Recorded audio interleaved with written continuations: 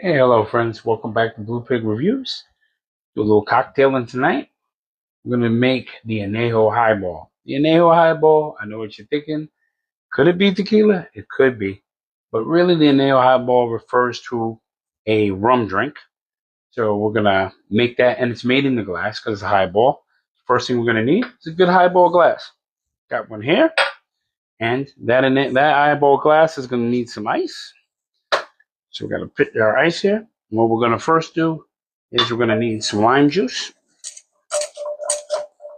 We're only going to need a little bit of it because this is a highball.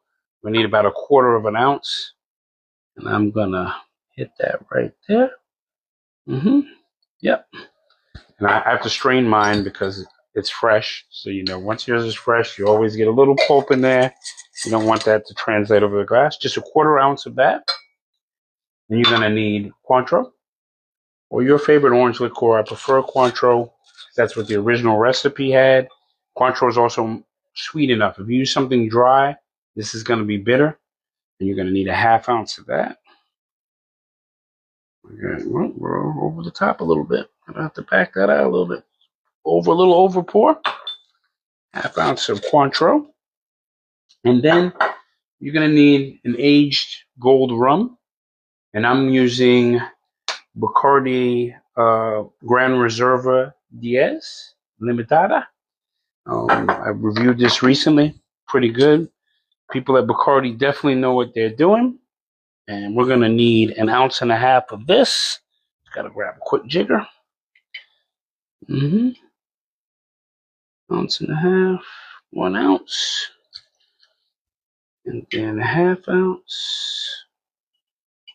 Markings on the inside. And you can shake this if you wanted to and make it cold. But I'm not going to shake it. I'm going to stir it in the glass. Some people will. I don't do that. I'm just going to quickly stir that up. But you can shake this just because there's lime juice, but there's so little that I just simply stir the base, right? And you're going to add your ice. And fill that up to the top with ice. We're going to revisit that. Yeah, my ice isn't clear. I haven't joined the clear ice revolution yet. And I'm going to top that off with seltzer. And here I'm going to use a little bit of lime tonic water. When you make a highball, you can use that, ginger ale, ginger beer, club soda, mineral water, you know, whatever your preference is. I prefer to use like a lime tonic water. Seems to add to the essence and the lime taste. And for this one, I'm using Polar, and I'm using the diet version of Polar. I don't need the sugar. I'm fat enough. Give that a gentle stir. And then we're gonna garnish that with a nice lime.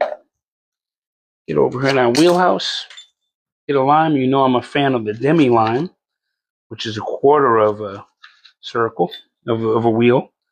So I'm gonna definitely do that.